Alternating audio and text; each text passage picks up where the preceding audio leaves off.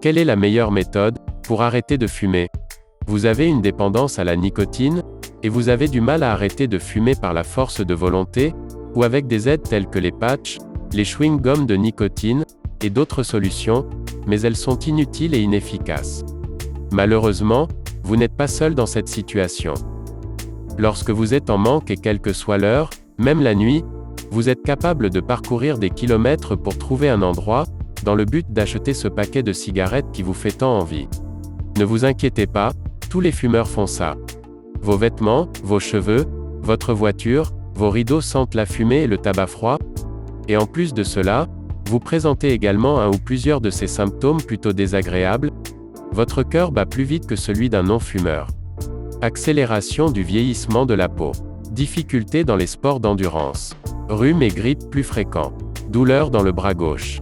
Manque de résistance. Toux du matin. Impuissance. Fatigue. Et la liste est longue, vous le savez aussi bien que moi. Voici le scénario dont vous pouvez être l'acteur principal. Le jour J est arrivé, et vous avez la ferme intention d'arrêter de fumer. Vous avez donc pris toute disposition pour réaliser votre sevrage d'ici 14 jours, dans les conditions optimales. À J+8 heures, la quantité de monoxyde de carbone dans votre sang est diminuée de moitié. L'oxygénation de vos cellules est redevenue normale. À J+24 heures, votre haleine est normale. Vos poumons ont commencé à éliminer mucus et résidus de fumée. À J+48 heures, vous n'avez plus de nicotine dans le sang. Vos sensations du goût et de l'odorat se sont déjà améliorées. À J+10 jours, les longues périodes sans tabac ne vous font plus peur. À J+4 mois, vous avez réacquis du souffle, et les escaliers ne sont plus un cauchemar pour vous. En plus de cela, vous n'avez pratiquement plus de toux matinal.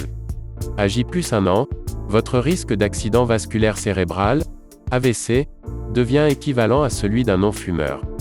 Vos artères et vos poumons se sont bien décrassés.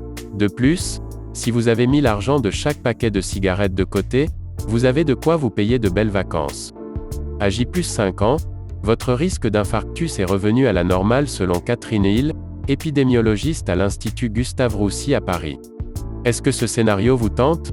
Oui, bien sûr allez-vous me répondre. Alors restez attentif à ce qu'il va suivre. Pourquoi fumez-vous? Parce que vous avez une dépendance psychologique au tabac, et que vous n'adressez pas ce facteur psychologique à la partie droite de votre cerveau, le subconscient. Vous vivez donc un conflit intérieur permanent, entre votre conscient et votre subconscient. La méthode SUB, en quoi ça consiste? Pour réussir à connaître la pleine maîtrise de vous-même, cette méthode agit directement sur votre subconscient. En effet, les recherches les plus récentes le prouvent. Cette force sur laquelle votre volonté n'a pas de prise, c'est votre subconscient, le grand maître de votre vie affective, de votre santé, de votre réussite et de vos addictions, dont celle au tabac. Donc une façon d'arrêter facilement et définitivement de fumer, est d'adresser le problème directement au subconscient. C'est pourquoi la méthode proposée ici, est un moyen logique et facile d'arrêter de fumer. Elle va vous permettre de reprogrammer votre subconscient, et de résoudre définitivement votre conflit intérieur. Bien sûr, personne ne peut vous faire exécuter ce que vous ne voulez pas, mais si vous voulez vraiment arrêter, vous pouvez vous débarrasser de cette vieille habitude de fumer en un temps relativement court.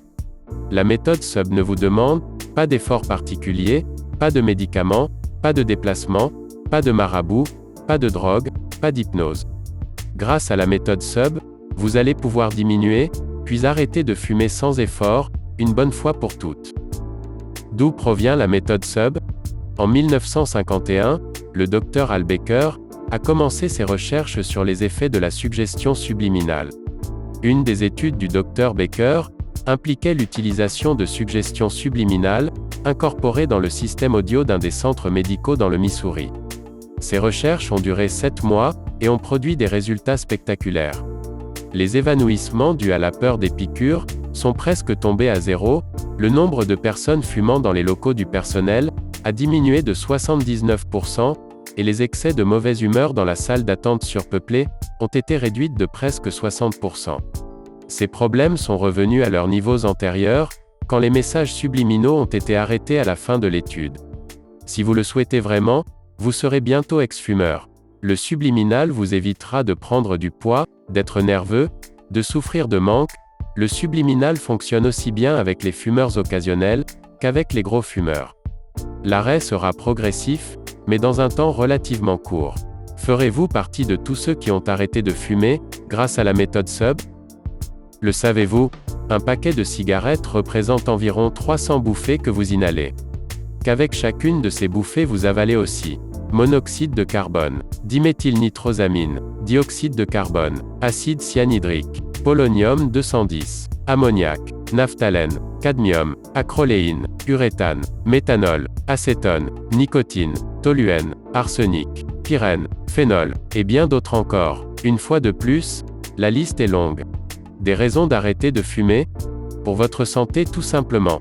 Pour rallonger votre espérance de vie, respirer mieux, être plus en forme d'une manière générale. Parce que vous constatez de plus en plus les conséquences du tabagisme. Vous êtes esclave. En effet, trouver un bureau de tabac ouvert le dimanche est une mission délicate. Obligé de ressortir à 23 h pour acheter des cigarettes, être obligé de fumer dehors en plein hiver. Pour votre portefeuille, à chaque fin du mois le bilan des dépenses est salé, c'est de l'argent qui part en fumée. Si vous ne fumiez pas, vous pourriez acheter tant de choses avec ces économies, faire plaisir à vos proches, prendre de belles vacances. Pour votre entourage et votre environnement, vous souhaitez avoir un enfant ou vous allez avoir un petit enfant, et vous souhaitez lui éviter le tabagisme passif. Et puis, le tabac c'est sale, ça pue, ça s'imprègne partout. Voiture, rideaux, moquette, vêtements. Parce que vous avez vu un proche partir à cause du tabac. Parce que vous en avez assez. Vous ne voulez plus être dépendant, esclave et vache à lait de l'élite. Les effets mortels du tabac.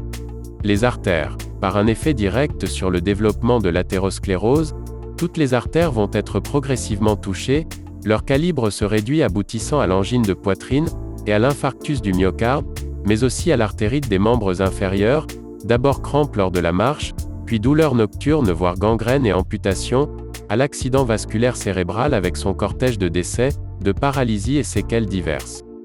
D'autres territoires vasculaires peuvent être atteints, impuissance par exemple. Les cancers. Le plus connu est le cancer du poumon mais il n'est pas le seul. Les cancers de la cavité buccale, plancher de la bouche, lèvres inférieures, gencives, langue, palais.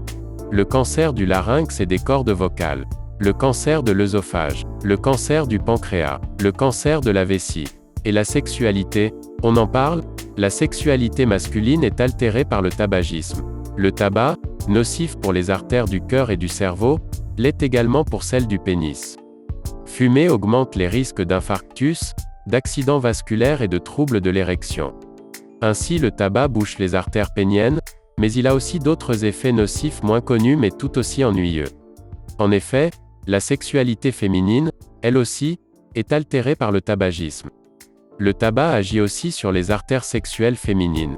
Si le pénis d'un fumeur est moins bien irrigué, ou risque même de ne plus l'être suffisamment pour obtenir une érection, la zone sexuelle féminine souffre aussi du tabagisme. Les artères sexuelles féminines existent, tout autant que celles masculines. Une fumeuse peut voir sa lubrification sexuelle témoin de son excitation, se bloquer, tout comme l'érection peut se bloquer chez le fumeur homme. Mais il y a bien pire. Fumer présente, chez la femme, un effet virilisant. Les hormones féminines sexuelles ne sont pas en bon équilibre, quand le corps est intoxiqué par le tabac. C'est pour cette raison que la voix des fumeuses est grave. Ceci ne provient pas d'une irritation des cordes vocales, mais d'une virilisation par augmentation des hormones masculines. Maintenant la question que vous devez vous poser.